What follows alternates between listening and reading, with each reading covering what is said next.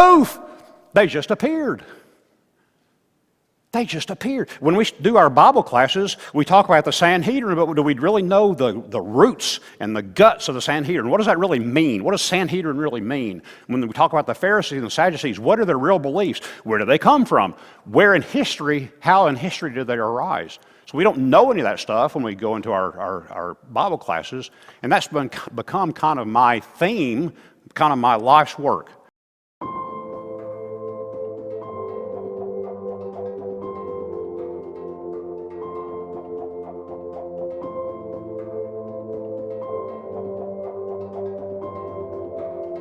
Today we are going to finish chapter 1. Last time we were here, which was 2 weeks ago, we studied the calendar. We studied time and months and days and things like that. And we're going to finish up what's in chapter 1 of this book here. It's a book that I wrote over a period of 25 years. When I taught a book, Between the Testaments back in 1994, I discovered there was not much material on the period. So I decided to write a book, and I had no idea it was going to be as much trouble as it was. But it's kind of turned into my life's work, is this Between the Testaments period of time.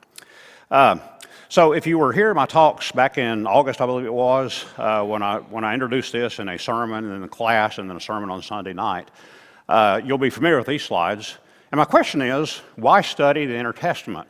And if we look at the number of years, about 87% of the number of years is involved in the Old Testament, about 10% in the Intertestament, and only 2% in the New Testament.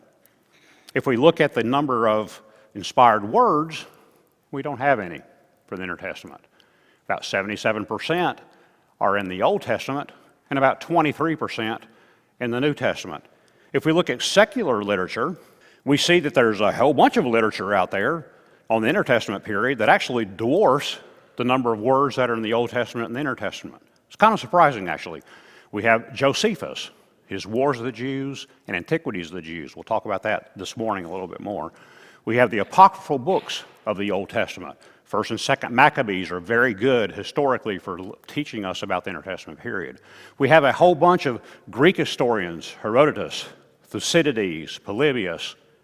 We have Roman historians, Livy, Julius Caesar, Tacitus, Suetonius, just to name a few. So we have this broad knowledge of Intertestament, but they're all in the ancient writings. When I was teaching this book back in 94, there wasn't much contemporary writing on the period. You had to go back to the ancient sources and pull information out of there. That's why I wrote the book, to change that. But we don't look at any of that for our Bible classes. We don't go by the number of years. We don't go by the number of words. We go by the person, Jesus Christ. But often we don't know the whole story of Jesus, do we?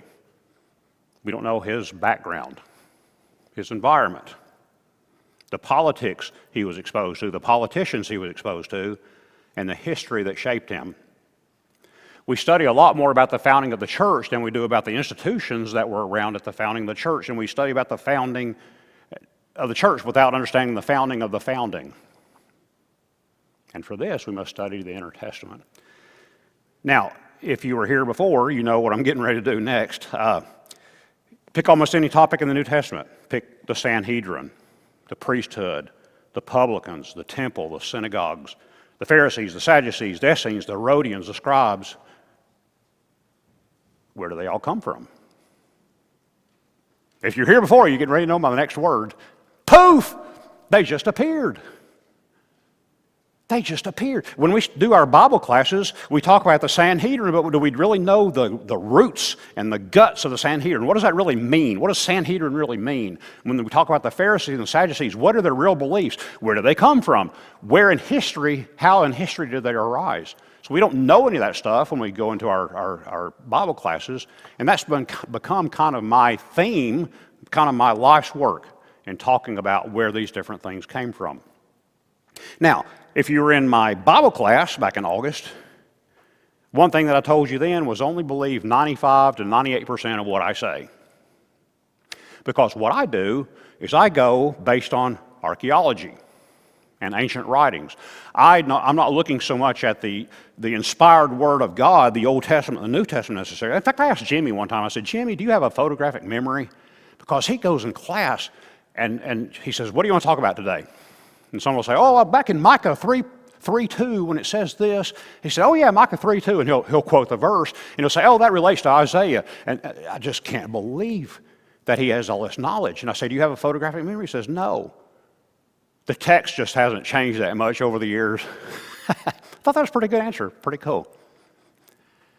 My text changes over the years. And an example of that is this heel bone that they found in Jerusalem back in 1968, I believe it was. The heel bone, let's see if I can get my laser pointer, right here. Now that's a replica of the heel bone. We actually saw that in the Israel Museum in Jerusalem back several years ago. But they found that, and that was the first instance they found of the remains of a crucified man. His name was Johannahan. He was crucified somewhere between 180 BC and 70 AD. He was 24 to 28 years old. Since I wrote the book, there have been 3 others that have been found. 3 other examples of crucified men. But this particular example, when I wrote the book, it was the only example I had until another one came along. You'll see in the footnote that another one came along. But it's the only example I had. And the article that I read, they did an initial examination of this bone, and they thought that this bone contained left foot bone fragments and right foot bone fragments, and they couldn't figure out how that was. So they came up with a theory that the guy was crucified, Johannahan was crucified like this, that his left foot and right foot were crossed over together in front of the cross like this, and the nail driven from the side. To show how much what I do changes over time, they came up with some new analysis, a new article that I read, and it turns out it was only one bone, or one fragment from one side of I think it's left side. Theories change. Archaeology changes. New things get found in the ground that may support or not support old things. So believe 95 to 98% of what I tell you. To the best of my knowledge, I'm telling you everything that's true, but just keep in mind that some things do change. Some basics before we begin. Last time we talked about calendars and timekeeping. We talked about square time, round time, calendar time, clock time. And we went into a lot of detail on that. I wanted to do that first, a little bit out of order, I guess, but I wanted to get that subject covered in one particular Sunday. Today we're going to talk about the Bible being a self-consistent, inspired work. And we're going to talk about how really cool that is and just a really high level of the Bible. We're also going to talk about the Intertestament and a very quick overview of the Intertestament. We're going to touch very briefly on some ancient literary works, the Apocrypha, the works of Josephus, and many, many others. And all these works, Septuagint, all these works came about in the intertestament times. All these things that we use to supplement our understanding of the New Testament, to supplement our understanding of the Old Testament, all these things came about in intertestament times. We don't ever study it. I do. That's why I'm here to talk to you today. We're going to talk about languages a little bit later on today if we have time, and we'll talk about geography. Probably not going to get to that. The pace I'm going now, covering this material, going to be in here for a couple of decades. Sorry. But we're going to hopefully get to geography next week, and then we'll start into chapter 2, which is an overview of the Old Testament. So let me go back to one thing on time and calendars. If we look at the genealogies in the Old Testament, we see that Adam, we don't know when he was created, okay? But we know he lived a certain number of years. The Old Testament tells us that. And when Adam was so many years old, he begat this son, and he lived so many years. When this son was so many years old, he begat this son, he lived so many. So we can take all this genealogy and add them up and eventually get to the New Testament when Jesus was born, okay? And then we can kind of run that back and come out to a beginning year. And we come up with about 4007 BC. In one of my charts, figure 1-2, if you have a book. If figure 2-4 looks like about 4010 BC. The Jewish rabbis say it's about 3761 BC.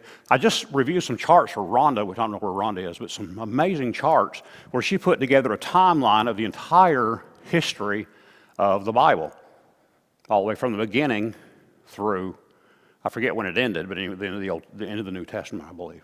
And I think she came up with a similar timeline in all the studies that she had done, okay? So from last week, this is off my website. I actually captured this on, well, if you look at Central Time, I captured this Friday at 1:28 p.m., and I give the different time zones in atomic time, and this is Jerusalem time, which is 8 hours behind us, or in front of us, I guess. And this is how the Jews get their week. They start numbering at 3761. So if you want to find out what date, what year it is in the Jewish calendar, you add 3761 to the current date, and you come up with 5785. One of the first things I talk about in my book in the preface is, where's Waldo?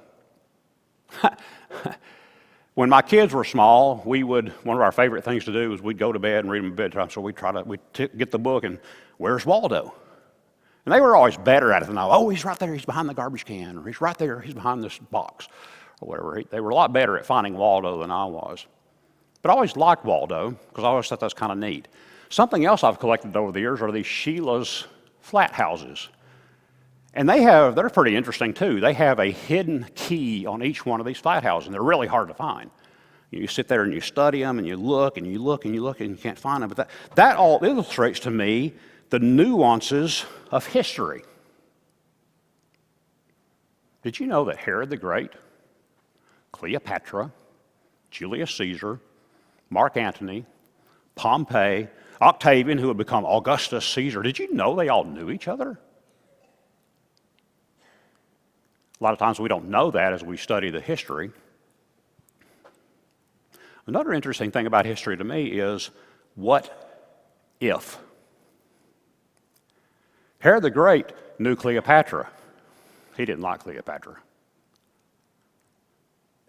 Cleopatra knew Herod the Great. She didn't like Herod the Great. They tolerated each other. Herod the Great considered killing Cleopatra because Mark Antony was so tangled up in her web. He actually moved Alexandria in with Cleopatra, and this was the beginning of the war that happened between Mark Antony and Octavian and became the Roman Empire. What if Herod had killed her? How different would history have been? Maybe there would never have been a civil war in Rome between Octavian and Mark Antony. Maybe Octavian never would have become the first Roman emperor. And maybe the Roman Republic would still have been the Roman Republic instead of the Roman Empire. What if? Interesting things in history. The next thing I want to mention is timelines are hard. When I started writing this book, I decided, I'm an engineer, by the way. I grew up in training engineering and my career as an engineer. And I wanted to write a book that encompassed a lot of timelines and tables and charts and graphs and things like that. And I didn't realize at the time how hard that would be. If you read something in Josephus or Maccabees or wherever you read it, you can read a paragraph and say, okay, that makes sense historically. I see kind of things that are going on. But then when you go try to put that in a timeline, you got to start making decisions about, well, did this happen really at the same time this happened, or was it a little bit later? Was he released from prison when he was doing this, or was he released later and this guy died before he was? There's so much when you read something that you just can't get. So you have to make decisions. And I've made the best decisions I could on the timelines that are in here, but timelines are hard because it forces you to understand really what's going on. It forces you to make a decision and maybe read between the lines of what's going on in the particular text you're reading. Talking about Mark Antony a minute ago, he moved to Alexandria with Cleopatra. Octavian was here in Rome, and Mark Antony started giving away lands. He started giving away Roman lands to their children, his and Cleopatra's children, called the Donations of Alexandria. It's not in the book. This particular map is not in the book. It's a bonus for you. The Donations of Alexandria. Mark Antony started giving away these lands to children, and boy, Rome did not like it. Octavian did not like it. Octavian wasn't very happy about it anyway, but this was the icing on the cake. We're not going to give away Roman lands to Cleopatra's kids? You got to be kidding me. Nuances of history. Anybody heard of Donations of Alexandria before? Nuances of history, very interesting to me.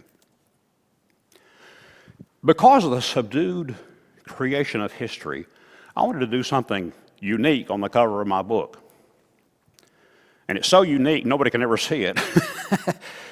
But if you have a copy of my book, you can possibly look on here and see there are hidden words in this aqueduct. Now, they're not there in the real aqueduct in Caesarea. This is in Caesarea Maritima on the coast there in the Mediterranean. But I have woven in words into this aqueduct that are really, really hard to see. And what I did not want to do when I did that was for somebody to go up and just see the cover and say, oh, there's Roman Empire right there on the cover. You know, I wanted it to be really subdued. And I think Shelley and I probably supported Staples. We probably kept them afloat for the whole year of 2019, whatever it was.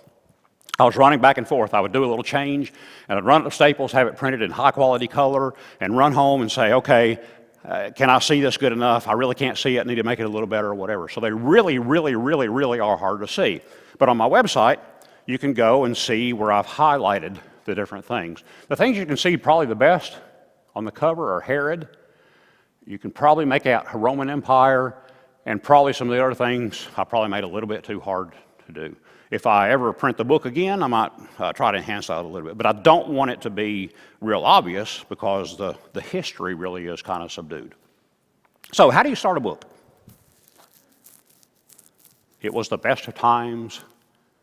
It was the worst of times. A Tale of Two Cities. It was a bright, cold day in April, and the clocks were striking 13. The book, 1984. It was a dark and stormy night, a wrinkle in time. One morning, as Gregor Samsa awoke from the anxious dreams, he discovered that during the night he had been transformed into a monstrous bug. That happens to me at night sometimes, right? I'm like a giant bug when I get up in the morning sometimes. I can kind of really relate to that one. This is my favorite book in all the world, though I've never read it, The Princess Bride. And in my book, I put in, no, not Jesus Christ. And that traces back to an experience I had in the Middle East. I was working over there back in the 1990s, and I was working in the United Arab Emirates in Abu Dhabi, and I was inside their Air Force Research and Development Center, a very highly classified facility in their case. So I'd have to go through their security, and it was annoying sometimes, but you do have to do what you have to do. And I was talking to some of the guys, and I sat down with one of the guys who was a little more belligerent than most, I think. Some were very pleasant and fun to work with. But he asked me, do you believe in Jesus? Out of the blue. And I said, yes, Jesus Christ. Yes, I believe in Jesus Christ. And that's when he did this retort. No, not Jesus Christ. You know what he was saying to me? That he believes in Jesus, but he doesn't believe in Jesus Christ. And that delineation line is right, Christians and everybody else. Christians believe in Jesus, the Christ, but Arabs, Jews, whoever, they believe in Jesus, the historical figure, but they don't believe in Jesus, the Christ. The best line in the Bible is the best line of all times. In the beginning, God created. There's never been a best first line than that first line there. Talking about Jesus, he is the center of history. The Old Testament was all about the forming, the nurturing of a nation. The Israelites, the Jews. The New Testament was all about a man, Jesus Christ. The forming of this nation was nurtured and protected throughout the years to bring Jesus into the world. It was a promise to Abraham and his seed that I will bless you to bring Jesus into the world. The sins were carried through the years from one year after the other, Yom Kippur, one year after the other, until Jesus became the ultimate sacrifice on the cross for the sins of the world. So Jesus is the central part of history. He became a tangible concept of God, a risen, living Savior. He bore the sins of the world. The Old Testament, we read about his ancestry, prophecy, and the hope of a nation. We have his sacrifice, which is the delineation of time, and then his teachings, his healing, and his love. That's the story of the Bible in a nutshell. The most published and most read book ever. Interesting contrast between the beginning and the end of the Bible. In the beginning, God, when God created the heavens and the earth, Revelation 21:1 says, I saw a new heaven and a new earth. Interesting contrast. Creation and then a new heaven, new earth. The waters that were gathered together, he called the seas. The sea was no more. The darkness he called night, no more night. God made two great lights, no need of the sun or moon anymore. And the day you eat it shall die, death will be no more. Pain will be no more. Cursed is the ground because of you. Nothing accursed will be found anymore. The serpent was more crafty, but he's going to be cast into the lake of fire. He placed a cherubim and a sword flaming and turning to guard the way of the tree of life. And on either side of the river is the tree of life. We see these bookends of concepts of things that were created and things that are going to be in the end of time. The Bible's a really neat book. 40 men over 1,500 years wrote the Bible, and they were very consistent and inspired as they were writing it. Very interesting. It all ties together like a neat little package. The Bible answers our questions. Where do we come from? Genesis 1:1. Why are we here? Fear God and keep His commandments. This is the whole duty of everyone. Where are the ones going who are not in the book of life? Well, they'll be thrown into the lake of fire. Where are the ones who are going who are in the book of life? Well, they'll be in heaven, because nothing unclean will enter it, heaven, nor anyone who practices abomination or falsehood, but only those who are written in the book of life. So the Bible answers our very basic questions. Here's a historical synopsis of the Bible. This is in the very first part of the book, and you're going to see this chart over and over again in different forms and variations as we go along. We'll blow up the Intertestament timeline quite a bit on multiple occasions as we go. But in the Old Testament, God created Adam and Eve, and then we had the flood about 2345 BC, where everyone was wiped out except Noah and his family. Then we have Abraham come along, the promise to Abraham and his seed. Isaac, his sacrifice, or his almost sacrifice on the altar. Jacob, all the sons of Israel, okay, the nation of Israel came about. And then we have when there's a famine in Israel, the children went to Egypt to get away from the famine, right? Under Joseph, one of the sons of Isaac. But then there arose a Pharaoh who did not know Joseph.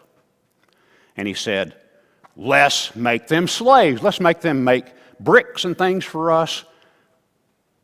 And then they were in captivity for 430 years. Then Moses came along and led them out of captivity. He led them across the Red Sea.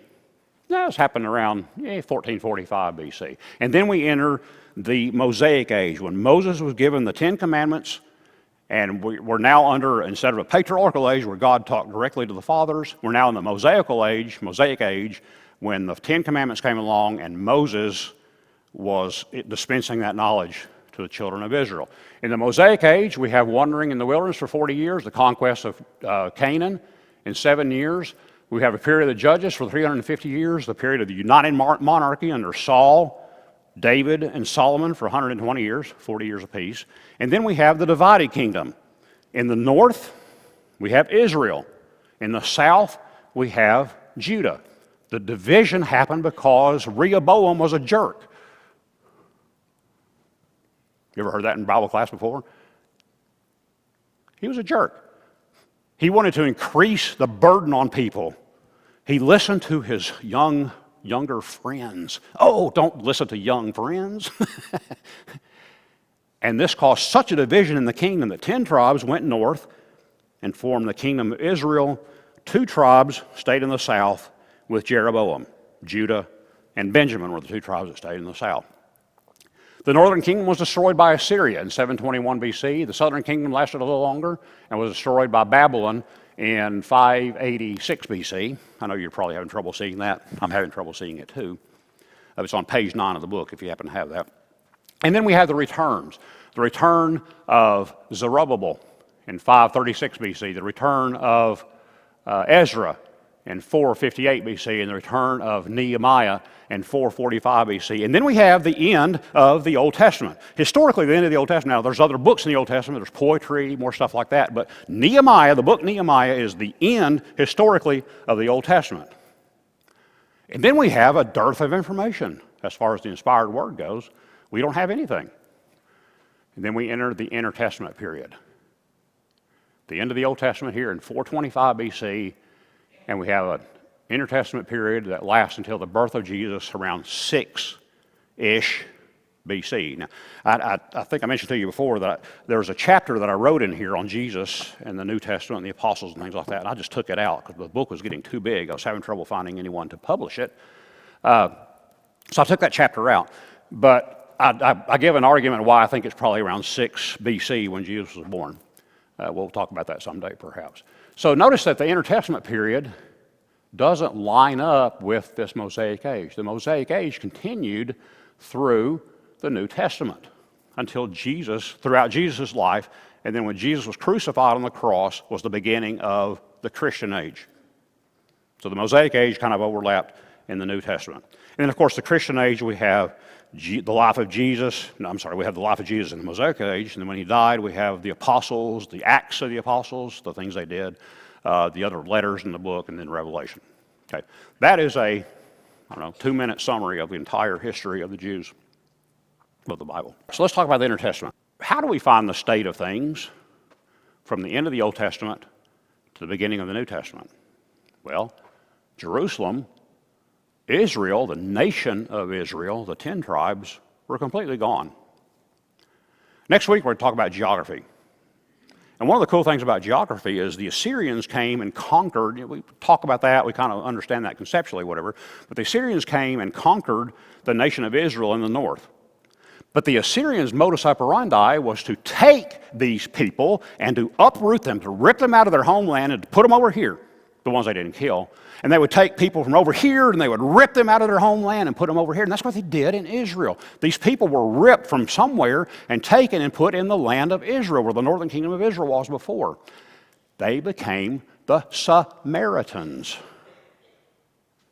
And these people who were ripped out from wherever they were ripped out from and planted here, they started intermarrying with the Jews that were left there, a few of the Jews here and there. And that's why the Jews kind of looked on the Samaritans as half-breeds. They didn't like them. These Jews that were left, they intermarried with these heathen people from this other land. That's the history behind the Samaritans that we read about in the New Testament. We'll talk about that a little bit more with geography later on. In Jerusalem, we see a thriving center of Judaism when the New Testament begins. The temple was Zerubbabel's temple in the Old Testament. By the beginning of the New Testament, we see a totally different temple, Herod's temple.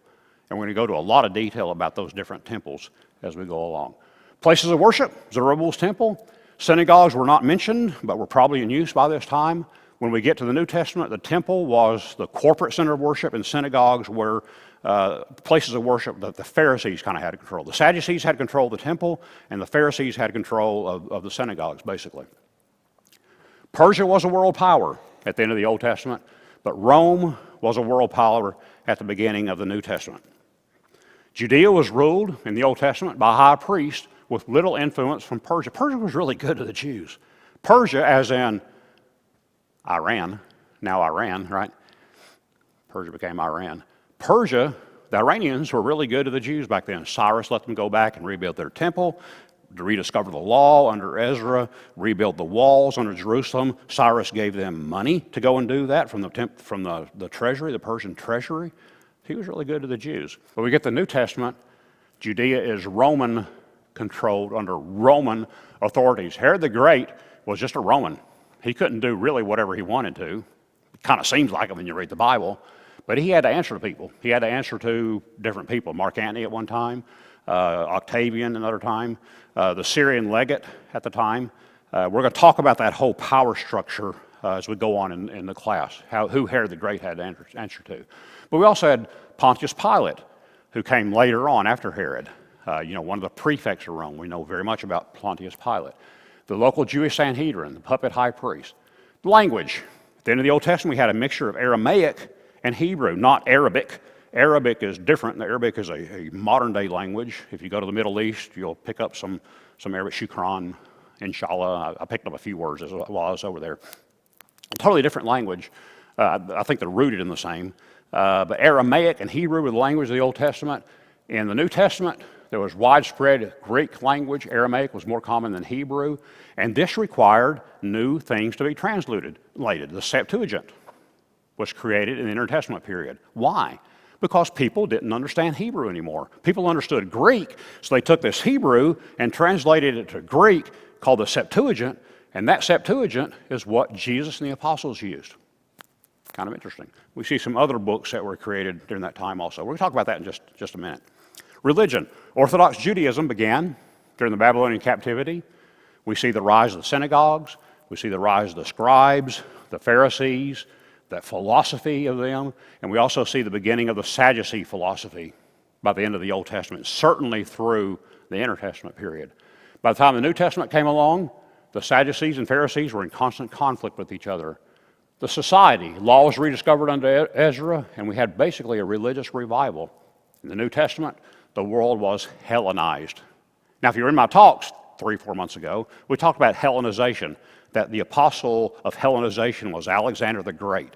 And he brought Hellenization in and forced people into this Greek way of thinking and Greek way of doing and Greek way of talking, the Greek language. That's why Alexander the Great, because of Alexander the Great, that's why the language was Greek, predominantly in the New Testament.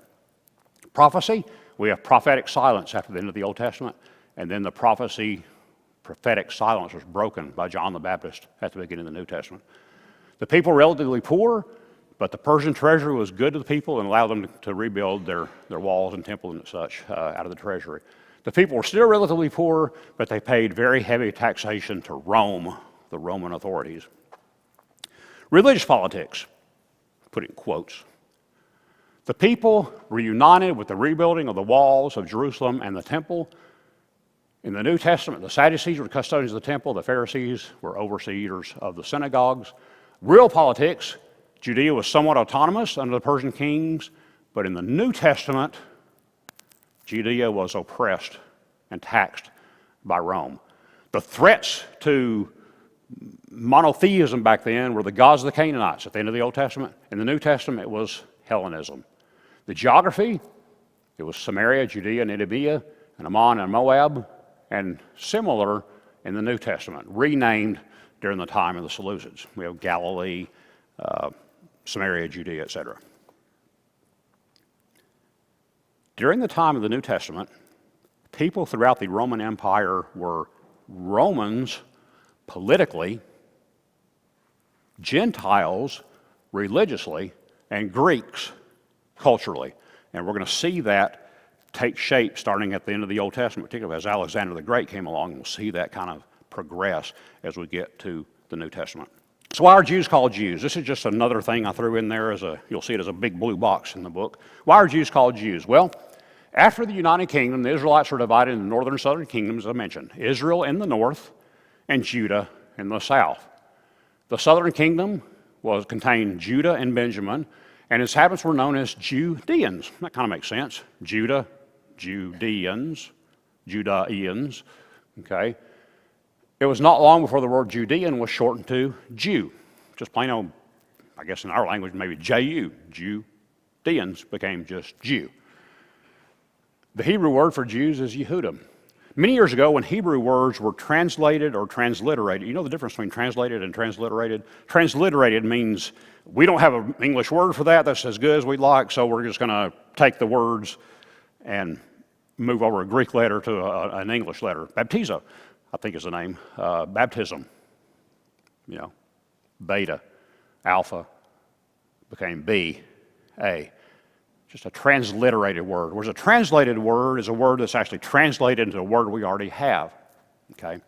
So back when Hebrew words were translated or transliterated to English, it was common to transliterate the Hebrew letter Yod, Y-U-D, kind of rhymes with Yoda, as a J. So what do we see by this? Well, we see Yaakov becoming Jacob. Yiftach became Jephthah. Yirmiyahu became Jeremiah, and so forth and so on. Yahweh became Jehovah. Yoel became Joel. You see the Y to J translation there. Yerushalayim became Jerusalem. Yeshua or Yeshu became Jesus. Now originally, the name for Jesus came from Joshua's Hebrew name, Yehoshua. When transliterated into Greek, Yeshua became Jesus. And with the Y to J translation in English became Jesus. Jesus, Y to Jesus. That's where that name came from. All right, one other little piece of housekeeping before we jump into another fairly major section is two appendices, which if you have the book, I think you should be aware of. I use these all the time. There's an appendix back here, Appendix B, which is selected people of the period. You know, I'm thinking about I need to know who Abednego is, so I can go back here and see who that is. Just a very quick lookup, alphabetical lookup. I need to know who Abel is, second son of Adam and Eve, whatever. And Appendix C is a glossary. So you can go back here, and if there's a term you don't understand, one we covered last week or 2 weeks ago, ab urbe condita. You know, what is that? Well, you know, Denny said what that is. I don't remember what that is. Well, you can go look it up in the book and just alphabetically find it there. So those two appendices are very, very useful, I think. So the writings of the period. Yeah, we'll see if we make it through this. Most information on the Maccabees comes from the apocryphal books, 1st and 2nd Maccabees. Apocrypha means hidden, sometimes referred to as deuterocanonical books, which means a second or subsequent canon. Most information on the Hasmoneans come from Flavius Josephus, the Wars of the Jews, the Antiquities of the Jews. So remember, we don't have this canon of knowledge that's in the Bible to go on when we look at the intertestament writings. Levels of acceptance. Canonical books are things that pretty much everybody accepts. Genesis, you know, everybody, Jews, they're good with Genesis. Christians are good with Genesis. Arabs are okay with Genesis, except they say that Ishmael was sacrificed instead of Isaac. So there's a little bit of a disconnect there. And then we have apocryphal books, where some religious groups consider apocryphal books scriptural. The Roman Catholics consider 12 of the 18 apocryphal books as canonical. So if you're talking to a Roman Catholic, you have to start with that basis of where they're starting from. You have to understand that some of the history and the politics and the commandments and things like that are rooted in those 12 apocryphal books. And we're going to get into a lot more detail on that in a few weeks. And then you have pseudepigraphal books, which are basically a step down from the Apocrypha, where no one considers them canonical. So these are the 18 apocryphal books. Protestants, including us, we really don't believe that any of those are canonical. Roman Catholics, as I mentioned, believe that Tobit, Judith, blah, blah, blah, down here through 2nd Maccabees is apocryphal, but they don't believe in any of these 13 through 18 here. Greek Orthodox, they add 4 more books that the Roman Catholics don't. And then the Russian Orthodox adds 1 more that the Greek Orthodox does not. So the only one that no one really believes is apocryphal, is canonical, is 4th Maccabees. And I've read 4th Maccabees, and it's a little bit out there. So interestingly enough, the King James Version of 1611 included 15 out of the 18 apocryphal books. So if you go and get an original copy of the King James Version, I happen to have one. This isn't the 1611 version, but this is a 1614 version of the Apocrypha. And you're welcome to come up and look at it. The pages are very old. But you can flip through and see that the Song of the Three Holy Children is here. The History of Susanna is here. Baruch. All those books are here in this 1614 version of the Apocrypha. Interestingly enough, also, if you'll notice in my book that I'm using the NRSV version of the Bible in all my quotes and everything. 2 reasons that I did that. 3 reasons. First of all, they let me quote up to 500 verses for free. I don't even have to ask them. So I actually went through my book when I was getting ready to publish, and I counted up, okay, I'm quoting this, 1, 2, 3. I counted 400 and something verses, I think, that I quoted from the NRSV. That was one reason I used them. Second reason was I wanted to use a more modern translation. And I think it was done in 1989. So that's modern enough. It's more modern English that I understand. The third and main reason I used the NRSV is because they translated all the apocryphal books, all 18 of them. So, and what I do is I go and read these apocryphal books and pick out the history and things out of these apocryphal books. The NRSV has all 18 in them. The King James Version that many of you are using have 15 in them, if you go back and look at the original King James. And these were taken out in the, and we're going to talk about this a lot as we go on and talk about the Apocrypha in detail, but they were taken out, I believe in the 1700s, I don't remember exactly when, 1800s. So we'll talk about that when the time comes. Something else I need to talk about is Josephus. He lived from AD 37 to 100. He was very close to the history he was writing about. He was born Yosef ben Mattathiah. He was a Hellenist Jew. He was a commander of the Jewish Galilean forces in the Roman War. Remember when Rome sacked Jerusalem in AD 70? Well, back in 66, Josephus was the commander of the Galilean forces during this time. He was a traitor. Did you know that? He was a traitor to the Jews. The Romans had taken over the city where he was. I think it's Jototaba, and I don't remember the history exactly, but I think Jototaba. And the Romans had completely subdued the city, and Josephus, the commander, was hiding in a cave with 39 other people. And that's the last bell. Let me finish up this thought. And they all decided among themselves, we're not going to let the Romans take us. We're just going to kill each other, and we'll show them. Kind of like they did at Masada, right? Well, they did. They started drawing lots, and every third person was killed. And they drew lots again, and then every third person was killed. And Josephus was arguing with them the whole time and says, what's the point? Why are we killing ourselves? That's really not showing the Romans anything. Why do they care? They don't care. And I don't know if he managed to maneuver and manipulate things to where he was the last one standing or whatever. He did not kill himself, and he came out of the cave, and he said, I give up. And the Romans took him, and there's some good stories. We'll talk about this much later in the quarter, but there's some good stories about how Josephus then became the patron of Vespasian, and he began to write about the history of the Roman war. And if we had not had Josephus, we would know so much little about that history. He authored the Wars of the Jews and the Antiquities of the Jews. The war sometimes is known as Bellum Judaicum in Latin, as BJ. You'll see a lot of times you'll see BJ and then a verse, chapter number. A lot of times you'll see AJ as Antiquities of the Jews, Latin for Antiquities Judaica. And these are the works of Josephus, Antiquities of the Jews. There's about half the works that we're interested in as intertestament students. And this is Wars of the Jews. When I started reading Wars of the Jews, I couldn't stop. Josephus is not an easy read by any stretch, but I couldn't stop reading it. And as I continued reading it, I continued writing. So there's a bonus chapter in the book on the fall of Jerusalem because of what Josephus wrote. And let's see, I'm going to do one more slide and I'll be done. Different numbering scheme in Josephus. In my book, I use this numbering scheme of Antiquities 18:8-5, where there's 3 references.